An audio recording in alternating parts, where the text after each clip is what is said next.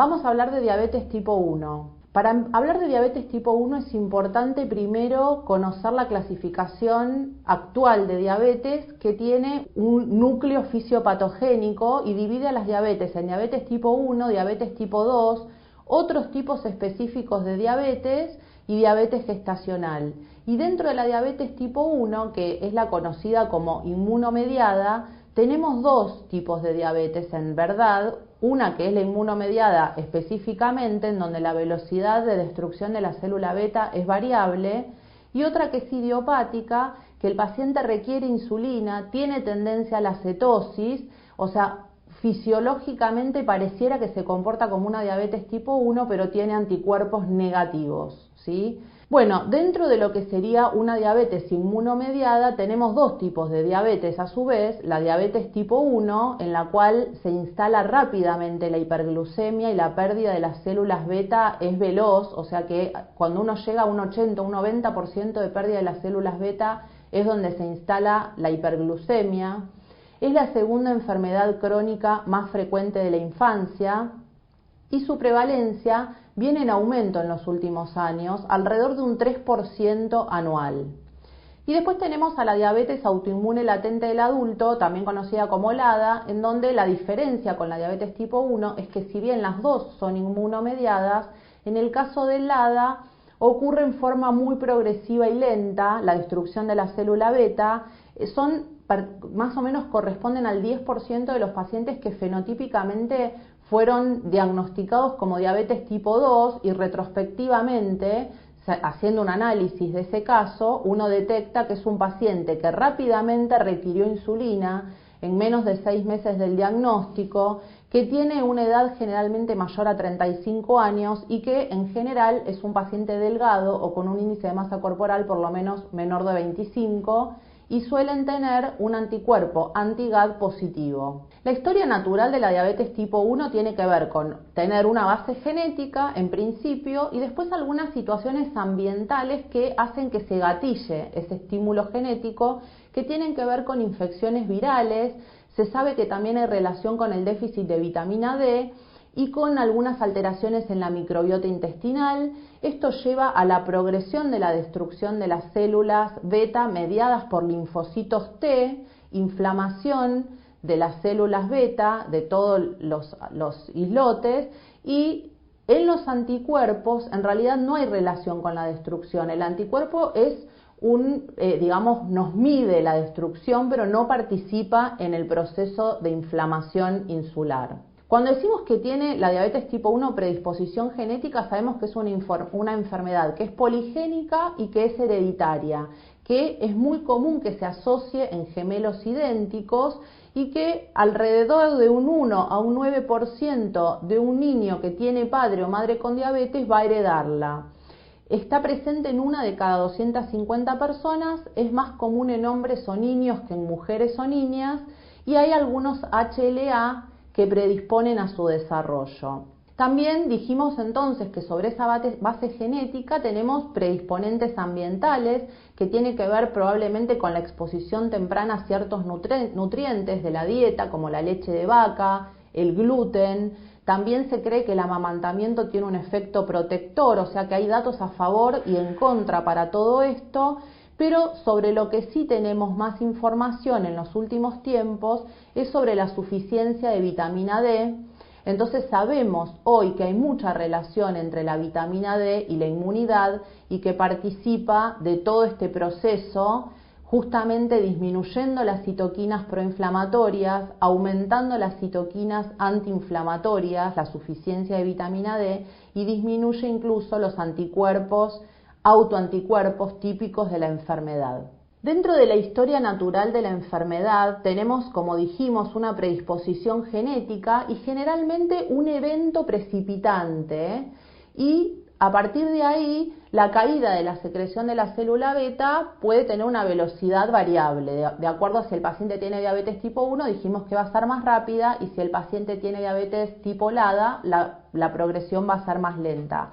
Pero lo primero que tenemos que tener en cuenta es que en la historia natural aparece primero un anticuerpo positivo, pero no todos los pacientes con un anticuerpo positivo van a desarrollar diabetes tipo 1, pero sí es muy alta la prevalencia de pacientes que van a desarrollar diabetes tipo 1 cuando ya hay más de un anticuerpo. Después, tenemos una etapa en donde tendríamos anticuerpos múltiples positivos, pero la glucemia permanece normal y el péptido C permanece presente. Después una segunda etapa en donde ya se puede hacer el diagnóstico porque la glucemia ya está alterada, pero el péptido C todavía está presente, o sea, eso habla de que todavía hay reserva insulínica.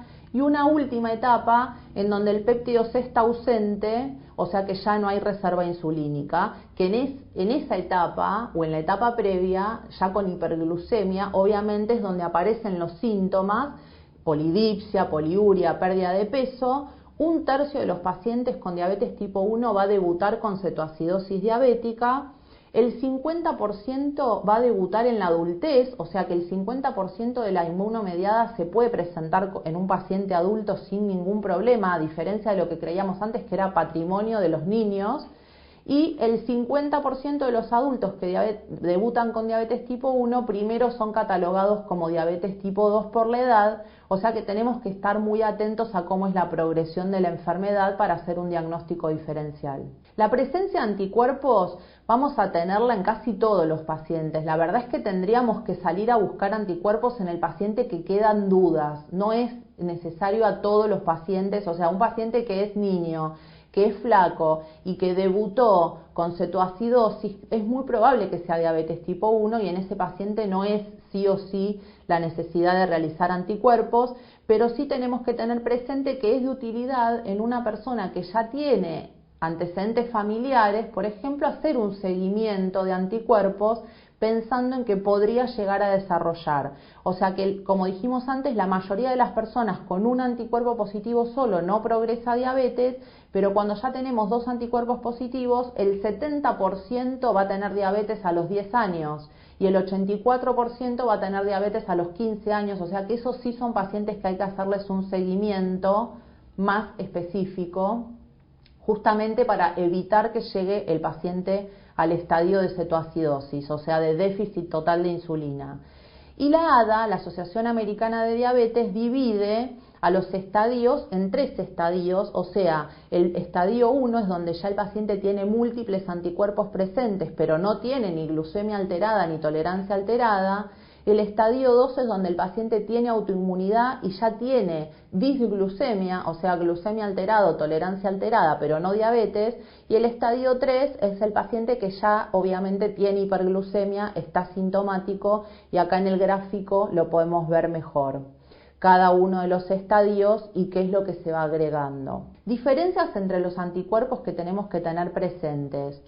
El anti-GAD sin duda es el que va a ser de mayor utilidad en un paciente adulto, ¿sí? Vamos a tener un 70-80% de positividad en el debut, no varía con la edad, no decae y tiene un 0 a 1% de falsos positivos, o sea que es un anticuerpo que sí o sí tenemos que solicitar si necesitamos solicitar anticuerpos. Y si nos da negativo, la segunda opción sería agregar el IA2A, por su sensibilidad conjunta, o sea, si agregamos las dos mediciones anti-GAD e IA2A, la sensibilidad va a ser del 90% y solo se justifica hacer screening, así digamos, en población que no tenga diabetes en los familiares de primer grado, como dijimos antes, y el que ha caído más en desuso es el ICA, el anti-islote, conocido previamente, el que más se solicitaba, pero ha caído en desuso porque tiene muchos falsos positivos, así que no está recomendado ese. ¿Y cuál es la utilidad de dosar péptido C? Y la utilidad va a aumentar a medida que la enfermedad progresa, porque en los primeros 3 años de diagnóstico de una diabetes tipo 1, el paciente puede tener un péptido C elevado todavía, o sea que no nos va a servir para hacer diagnóstico diferencial, porque independientemente del método que utilizamos, lo que vamos a ver es que el paciente puede estar en periodo de luna de miel, entonces le va a dar un péptido C alto, puede tener sobrepeso, también eso le va a aumentar el péptido C, la edad y hasta incluso hay una variación estacional del valor de péptido C, o sea que recién a los 3 años del debut es donde uno seguramente va a encontrar un péptido C muy bajo. Y lo otro que es importante tener en cuenta es que veníamos pidiendo en general péptido C en ayunas y hay muchos estudios que avalan la solicitud de péptido C al azar, que se está perfilando en la literatura como una de las posibilidades. O sea que en etapas tempranas, antes, en el momento del debut, digamos, solo va a ser de utilidad para diagnóstico diferencial un péptido C que realmente sea muy bajo, o sea, menos de 0,2 es diagnóstico de insulinopenia severa y menos de 0,6 es de alta sospecha para diabetes tipo 1. Y tenemos que pensar obviamente que una persona que tiene autoinmunidad puede tener otras enfermedades autoinmunes, entonces tenemos que hacer detección de enfermedad celíaca, de anemia perniciosa, sobre todo de Hashimoto y de Graves, o sea, patologías tiroideas y enfermedad celíaca a la cabeza. Y tenemos que tener presente que la mayoría de las guías nos llaman la atención al respecto, o sea, tenemos que en el debut de la diabetes tipo 1 pedir anticuerpos, pedir función tiroidea y pedir anticuerpos para enfermedad celíaca, y luego, depende de la guía que leamos, como van a ver en la diapositiva, si los resultados son normales, algunas guías dicen que la repetición debe ser anual y otra cada 2 años. Bueno, ¿a qué llamamos que un paciente con diabetes tipo 1 tenga un adecuado control metabólico? Solíamos decir que adecuado control metabólico era tener una hemoglobina glicosilada menor de 7%.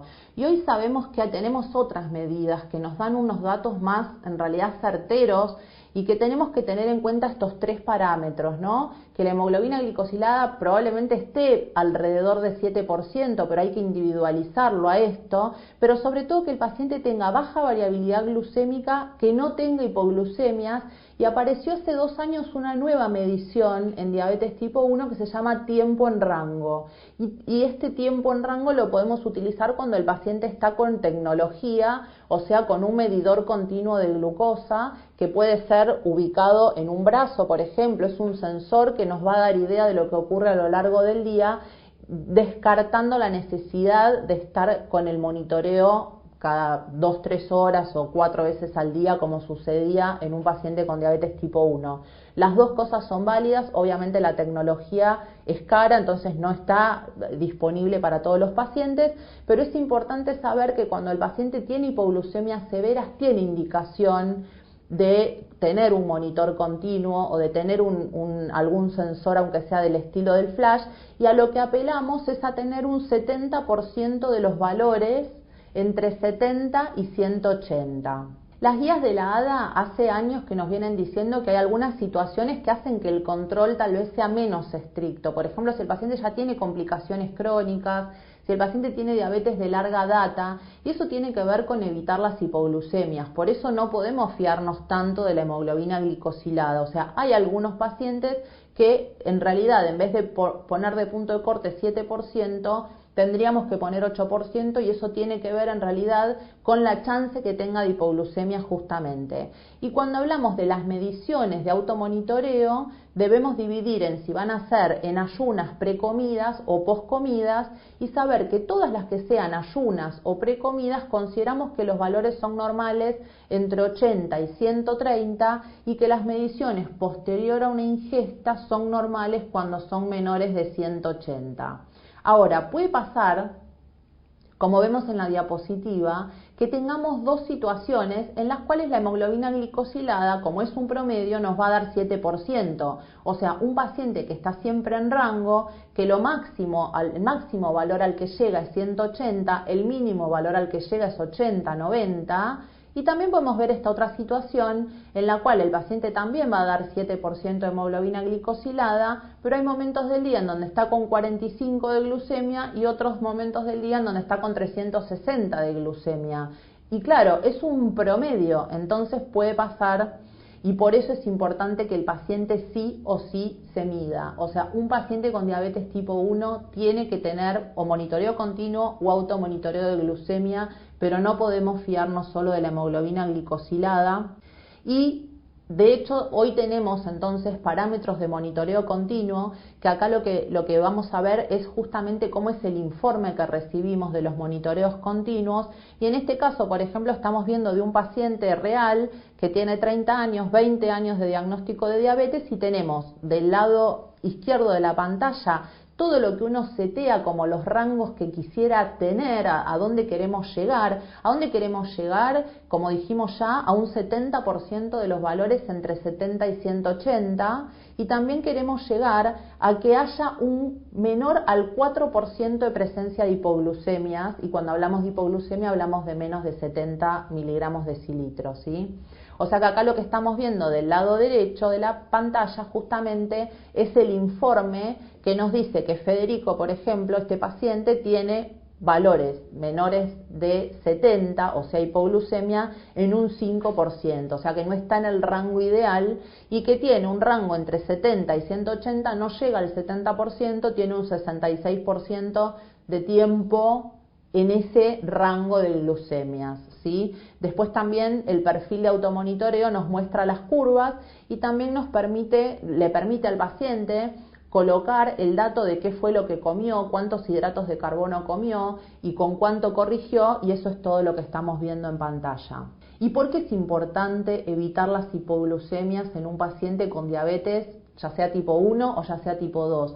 Porque las hipoglucemias es bien sabido que aumentan la mortalidad cardiovascular, o sea, es bien sabido, pero es un aprendizaje que tuvimos en los últimos 10 años. Entonces, tenemos que reforzar mucho esto, porque verdaderamente hay muchos pacientes que por temor a la hiperglucemia se bancan muchas hipoglucemias por mes, y tenemos que explicarles también que las hipoglucemias generan arritmias. Como podemos ver, este es un estudio en el cual a 25 pacientes con diabetes tipo 1 se les colocó un monitor continuo y un holter cardíaco, y en los momentos en los que los pacientes tenían hipoglucemias, tenían bradicardias sinusales, ectopías ventriculares y llegan a tener incluso arritmias ventriculares en el momento en que están en hipoglucemia. Porque claro, en ese momento en que están en hipoglucemia, obviamente las hormonas de contrarregulación, la adrenalina, el cortisol, favorecen la aparición de arritmias y también la aparición de eventos cardiovasculares. Fíjense, este es un estudio que es el DEVOTE, que mide la mortalidad por todas las causas luego de una hipoglucemia severa, ¿sí? Hipoglucemia severa le decimos a aquella que requiere la ayuda de un tercero para su recuperación, y fíjense que tuvieron los pacientes una mayor mortalidad por todas las causas en cualquier momento, o sea, dura hasta un año incluso el riesgo que genera, porque es en el momento de una hipoglucemia severa realmente es una secreción de adrenalina muy alta la que sufre el paciente. Y vamos a ver acá todo lo que genera: un estado proinflamatorio, alteraciones de la coagulación, disminuye la vasodilatación y genera disfunción endotelial, y cambios también miocárdicos como aumento en la contractilidad, sobrecarga cardíaca. Por lo tanto, bueno, prolongación del QT, o sea, arritmias, isquemia, alteraciones en la repolarización, o sea que tenemos que tener en cuenta a las hipoglucemias. ¿Y por qué llega un paciente a tener una hipoglucemia severa? Porque pierde el sensor, porque al tener aparte disminuido, digamos, nuestro sistema, ¿en qué se basa? De una forma parácrina, ¿sí? Las células que liberan glucagón, que son las células alfa, parácrinamente están pegaditas a las células beta, ¿sí? Y entonces en el momento en donde el paciente está entrando en hipoglucemia, disminuye la secreción de insulina, y esa disminución en la secreción de insulina favorece el aumento de glucagón en forma parácrina. Ahora, si el paciente no tiene secreción de insulina propia, por lo tanto, en ningún momento disminuye la secreción de insulina en el momento de la hipoglucemia, tampoco parácrinamente estimula al glucagón, y ese es el comienzo del problema. Por eso esto ocurre principalmente en pacientes que no tienen ya función de la célula beta. ¿Qué paciente con diabetes tipo 1 debe recibir estatinas? O sea, es importante también tener presente que por más de que el paciente con diabetes tipo 1 fue clasificado durante años como un paciente de no tan alto riesgo como el paciente con diabetes tipo 2 por la asociación con otras comorbilidades, hoy sabemos que justamente la hipoglucemia es un factor de riesgo al cual están sometidos en forma crónica. Entonces, tienen un daño arterial, los pacientes con diabetes tipo 1, tienen también un riesgo cardiovascular muy elevado que tenemos que sí o sí tener en cuenta. Entonces, acá estamos viendo las normas del American Heart del año 2013, que son las que siguen todavía vigentes en la actualidad, en donde se queda bien establecido que el paciente que tiene que sí o sí estar con estatinas es aquel paciente con diabetes que tenga entre 40 y 75 años, valorando en los mayores de 75 años si están muy polimedicados y entonces ahí decidir en forma individual. Y en el paciente menor de 40 años no es que no debe recibir estatinas, sino que debe recibir estatinas cuando tiene un factor de riesgo asociado. O sea que qué paciente verdaderamente no debe recibir estatinas, son muy bajos la proporción de pacientes que deberían no recibir un tratamiento hipolipemiante. Y el año pasado la guía europea de diabetes justamente estadificó dentro del estadio, digamos los estadios y la clasificación de riesgo. Ellos dejaron muy claro esto, que es que no existe el paciente de bajo riesgo en diabetes tipo 1. El paciente arranca de riesgo moderado la clasificación, luego alto riesgo y luego muy alto riesgo. Y podemos ver acá que el paciente de riesgo moderado sería un paciente que tiene, por ejemplo, diabetes tipo 1 menor de 35 años, y que no tiene otro factor de riesgo asociado, y que ya un paciente es considerado de alto riesgo cuando tiene más de 35 años o tiene más de 10 años de duración de la enfermedad o tiene algún otro factor de riesgo cardiovascular. Y es de muy alto riesgo aquel paciente que solamente tenga, por ejemplo, albuminuria positiva, o sea, el paciente que tiene daño de órgano blanco de cualquier tipo, ya sea retinopatía, enfermedad renal en cualquiera de sus versiones, o sea, albuminuria o disminución del clearance, y lo mismo con la hipertrofia del ventrículo izquierdo. Y también es considerado de muy alto riesgo el paciente que tiene ateromatosis subclínica, que deberíamos también pedirla y pensarla, ¿sí? O sea que hace años que tendríamos que dejar de pensar ya que el paciente de riesgo moderado es un paciente que verdaderamente tiene un tiempo corto en estar en ese estadio y enseguida avanza a alto riesgo. Y tenemos también que saber que la causa más frecuente de mortalidad en los pacientes con diabetes tipo 1, a medida que van pasando los años, obviamente si el paciente, la mortalidad ocurre en los primeros 10 años de diagnóstico, no tiene que ver con la mortalidad cardiovascular, muy probablemente tiene que ver con las complicaciones agudas, la cetoacidosis o la hipoglucemia. Ahora, a medida que este paciente van pasando los años, después de 10, 20 años de diabetes, la mortalidad también es de causa cardiovascular. Así que tenemos que también hacer un tratamiento intensivo del resto de los factores de riesgo. ¿Y qué insulina prescribimos? Tenemos que tener en cuenta, obviamente, que tenemos todas las personas una secreción basal de insulina, o sea, la que nos cubre el periodo interprandial entre las comidas, y una secreción de insulina, tipo como si fuera un bolo de insulina, normalmente ocurre cada vez que la persona va a alimentarse, come algo y sobre todo si esto contiene algún hidrato de carbono. Entonces, un esquema en un paciente con diabetes tipo 1 siempre debe ser un esquema intensificado, y cuando hablamos de intensificación estamos hablando de que un 50% del valor total de insulina diario va a estar conformado por esa insulina basal que dijimos que es la que ocurre a lo largo del día, y después un 50% de la cantidad total tiene que ser ocupada por los bolos, o sea, por el momento en que el paciente come. En general, la dosis total de insulina que va a usar un paciente con diabetes tipo 1 está entre 0,4 y 1 unidad por kilo día. Y tenemos situaciones donde hay mayores requerimientos, como ser la pubertad, el embarazo o las infecciones. ¿Qué es lo que dice justamente la Asociación Americana de Diabetes? Dice que un paciente que tiene diabetes tipo 1 debe recibir insulina basal y prandial, como acabamos de decir, o infusión subcutánea continua, o sea, las famosas bombas o infusores, y con un nivel de evidencia A. Dice que debe recibir tratamiento con análogos rápidos para reducir la hipoglucemia. O sea, acá ya diferencia y también con un nivel de evidencia A. Dice, ¿le damos a un paciente con diabetes tipo 1 insulina corriente, regular, la que todos conocemos, la que generalmente se usa en la internación? ¿O hay que darle un análogo rápido? Un análogo rápido, digamos, son las insulinas más nuevas, tecnológicamente modificadas para generar menos hipoglucemia. Y justamente la guía dice eso, dice, cuando hablamos de insulinas rápidas hay que darle un análogo a los pacientes con diabetes tipo 1 porque verdaderamente bajan mucho el riesgo de hipoglucemia.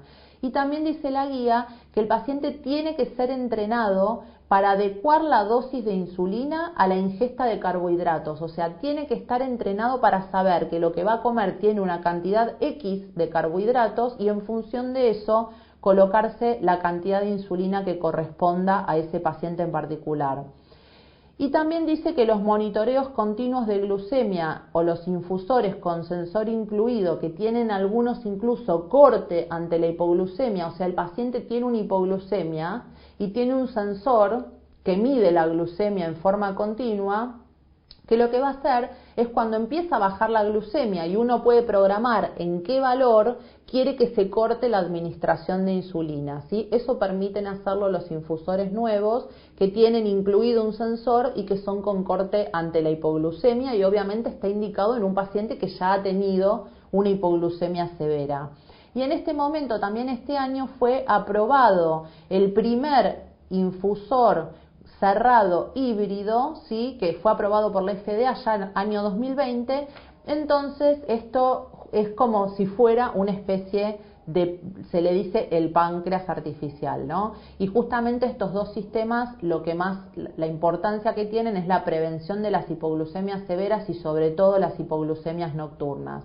¿Qué implica insulinizar a alguien? O sea, cada vez que llega un paciente al consultorio y uno sabe que lo tiene que insulinizar, sabe que ese día va a estar una hora porque tiene que educarlo en la colocación de la insulina, en cómo debe monitorearse la glucemia. Tenemos que equipar al paciente con un algoritmo de autotitulación basado en el monitoreo, o sea, le tenemos que decir qué tiene que hacer si le da alto, ¿sí? Si te da alto tenés que aumentar 2 unidades, o le tenemos que dar una tablita en donde especifique si te da entre tanto y tanto, te tenés que colocar tanto de insulina correctora.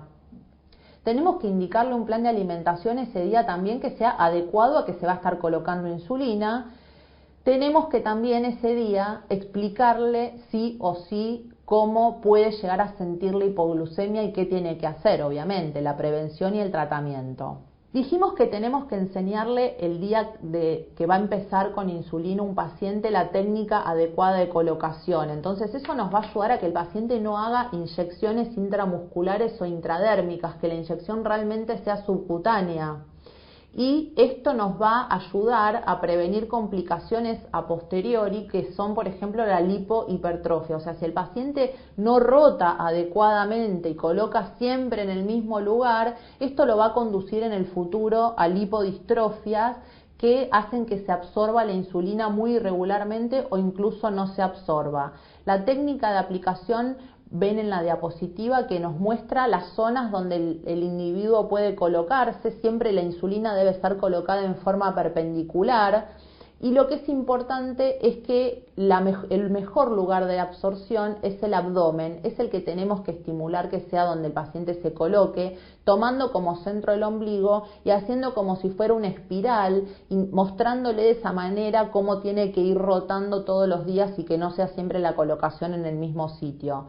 Otra cosa que cambió en el último tiempo y que es importante es que las agujas recomendadas sean las de 4 milímetros. Una aguja de 4 milímetros asegura que no va a llegar el paciente a colocarse la insulina en forma intramuscular. Y aparte, en casi todos los índices de masa corporal y en casi todas las edades, favorece incluso no tener que hacer lo que hacíamos antes, que era el pliegue, que el paciente se agarre, sí, se pellizque un poquito de piel para colocarse, o sea, se coloca directamente con agujas de 4 milímetros y como dijimos, siempre tenemos que ir rotando. Y otra cosa importante y que también es bastante nueva y que hay que hacer mucho hincapié con esto en los pacientes, es el cambio de la aguja. O sea, las agujas hay que cambiarlas como máximo cada 2 días. Acá lo que estamos viendo en la diapositiva es cómo uno ve en microscopía electrónica una aguja nueva y una aguja que fue usada 6 veces. Pierde completamente el filo, obviamente duele más, pero no es solamente por el dolor, que obviamente es un factor, pero bueno, muchos pacientes están acostumbrados a usar una aguja un mes, o sea que no tiene que ver ni siquiera con el dolor, sino con proteger el tejido celular subcutáneo. La protección del tejido celular subcutáneo se logra cuando la aguja no está así con pérdida del filo. Dijimos que los pacientes con diabetes tipo 1 deben recibir una insulina basal y una insulina en bolo. La insulina basal suprime la hiperglucemia entre las comidas y durante la noche, y la insulina de bolo, que debe ser administrada junto con cada comida, limita la hiperglucemia después de la comida, tiene un pico que es bien corto a la hora de ser inyectado. Acá lo que estamos viendo es todas las insulinas de las cuales disponemos hoy en el mercado en Argentina. La NPH, o sea, vamos a hablar primero de las basales, la NPH, conocida por todos, Detemir, Glargina U100, Degludec U100, o sea, cuando decimos U100 quiere decir 100 unidades por mililitro, y Degludec de 200 unidades por mililitro, que tiene muy poquito tiempo en el mercado, y Glargina de 300 unidades por mililitro. En el caso de Degludec U100 y Degludec U200 tienen la particularidad de ser bioequivalentes, o sea, no cambió nada. Es la misma insulina, solo que está concentrada. ¿Qué favorece que una insulina esté concentrada? Menor depósito de volumen en el tejido celular subcutáneo y por lo tanto protección del tejido celular subcutáneo. Ahora, ¿qué ocurrió cuando a la glargina de 100 unidades por mililitro se la concentró en 300 unidades por mililitro? No son bioequivalentes. O sea, ¿qué quiere decir que no sean bioequivalentes? Que ahí sí cambió el perfil de farmacocinética y farmacodinamia, obteniendo una insulina que es más chata, en el caso de la insulina Glargina U300, es más chata, tiene menos hipoglucemias y tiene una absorción que es más lenta. Por lo tanto, nos pasaba con la glargina de 100 unidades que muchas veces no llegaba la duración a 24 horas y en el caso de la glargina U300 sí. Como vemos acá en el gráfico, vemos que la NPH es una insulina de mucho pico, la Detemir tiene un poco de pico también y hay que administrarla en 2 dosis, y ya en el caso de glargina de 300 unidades o de Degludec, ya sea de 100 o de 200 unidades, el pico es mucho, sin pico, son insulinas bien amesetadas que no tienen nada de pico, y eso obviamente favorece a menor tasa de hipoglucemias.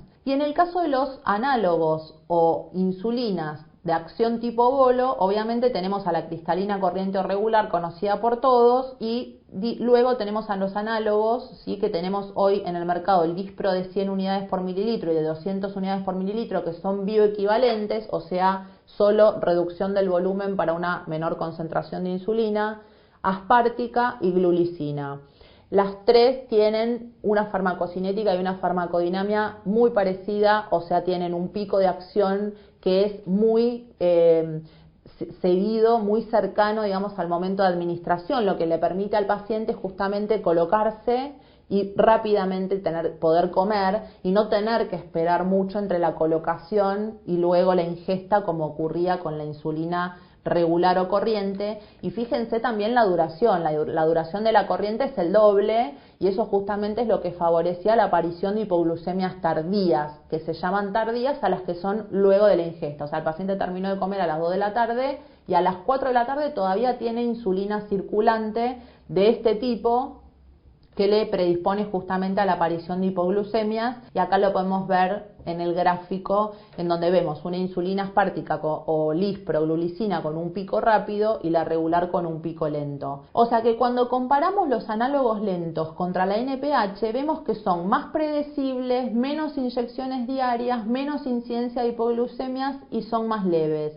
Y cuando comparamos a los análogos ultra rápidos contra la regular, vemos también una menor incidencia de hipoglucemias, más práctico en el sentido de que el paciente se puede colocar apenas va a comer, y un menor tiempo de acción, o sea, una menor hipoglucemia tardía. ¿Y cuáles son los efectos adversos más comunes de la insulina? Bueno, tenemos que estar atentos principalmente a la hipoglucemia, pero también tenemos que saber que las insulinas pueden provocar reacciones alérgicas, pueden provocar lipodistrofias, pueden provocar prurito o un rash en el lugar de la colocación, Pueden obviamente generar nódulos en donde se está inyectando o hematomas transitorios, vicios de refracción, y esto ocurre en el momento en que se inicia con insulina y tiene que ver con una caída rápida de la glucemia. O sea, el paciente que es insulinizado tal vez venía con 300 de glucemia y en 10 días lo tenemos con 100 de glucemia. Y el cristalino tarda un poco en adaptarse porque es osmóticamente activo, entonces está lleno de glucemia y de pronto está vacío de glucemia, y justamente en esa adaptación el cristalino puede tener un vicio de refracción que es transitorio. O sea que tenemos que explicarle esto al paciente, porque muchas veces empieza a inyectarse la insulina con las dificultades que sabemos que en general hay resistencia a que el paciente lo haga, y de pronto empieza a ver borroso. Y le echa la culpa a la insulina, por supuesto. Entonces tenemos que explicarle esto, que es transitorio y que en 2-3 semanas se recupera. Lo mismo que puede ocurrir que el paciente tenga edema insulínico, que es también transitorio, y también puede ya, en el caso de la administración endovenosa, cuando estamos ante una cetoacidosis, por ejemplo, la insulina puede generar hipocalemia, pero no en el paciente que se inyecta habitualmente. Nos vamos a referir puntualmente a la hipoglucemia porque es el efecto adverso más frecuente y también más importante, que más debemos prevenir. Conocen sus síntomas, obviamente sudoración, temblores, debilidad, hambre. Pero bueno, sabemos, también dijimos que hay algunas cosas más severas que debemos evitar y que están muy relacionadas con la hipoglucemia cuando es severa. ¿Y qué tenemos que hacer? ¿Cómo debemos tratar a un paciente que está con una hipoglucemia no severa? Debemos darle 15 gramos, la ley del 15-15-15, que son 15 gramos de hidrato de carbono, aumentan la glucemia 50 miligramos por decilitro en 15 minutos. O sea, el paciente tiene menos de 70, 15 gramos. ¿Sí? Retesteo a los 15 minutos. Si a los 15 minutos ya tiene más de 70, tiene que comer algo sólido. Si sigue con menos de 70, de vuelta 15 gramos. Esa es la ley del 15-15-15. Y cuando decimos 15 gramos, ¿qué estamos diciendo? Cuando decimos 15 gramos de hidrato de carbono, estamos hablando 2 cucharaditas de azúcar, medio vaso de bebida azucarada, 6-5 caramelos. Hay también unas tabletas que se venden de glucosa en gel, un juguito de esos que vienen en tetrabric de fruta. Esa es la medida ideal, o sea, esa es una muy buena medida y también es práctico para que lo lleven en la mochila o en la valija.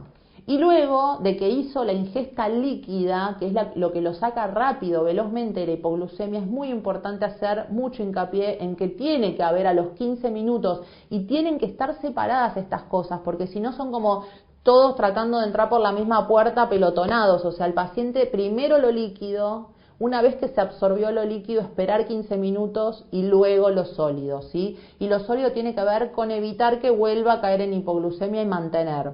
Por ejemplo, 2 o 3 galletitas con queso, un pan, medio sándwich, o sea, pocas galletitas, porque también es muy común que aprovechen este momento para comerse un alfajor. Entonces, a modo de conclusiones, bueno, anualmente o según criterio médico debemos realizar pesquisa de las complicaciones renales, visuales, neurológicas y cardiovasculares en todos los pacientes con diabetes tipo 1, ya sea mediante la albuminuria en el caso de las complicaciones renales y el clearance calculado, el fondo de ojo anual, revisarle los pies para tener una buena detección de cómo están esos pies en base a la sensibilidad, y obviamente mandarlo al cardiólogo o pedirle los estudios necesarios para hacer pesquisa de complicaciones cardiovasculares.